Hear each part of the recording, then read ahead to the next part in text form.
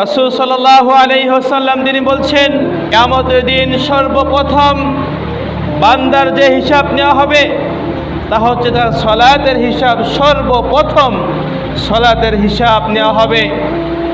যে ব্যক্তির সালাতের হিসাব ঠিক হয়ে যাবে, এরপরে দেখা হবে তার অন্য অন্য ইবাদত।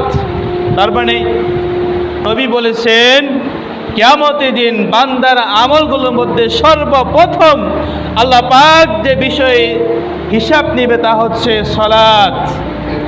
যে ব্যক্তির সালাত ঠিক হবে, এরপরে দেখা হবে তার দান কত, তার জিকির কত, তার সালাম কত, তার কালাম কত, তার ব্যবহার কত।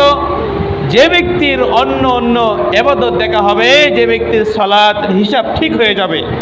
আর যে ব্যক্তির এই সালাত হিসাব ঠিক মতো দিতে পারবে না, সে অন্য অন্য কোনো ইবাদত তার গ্রহণযোগ্য হবে না।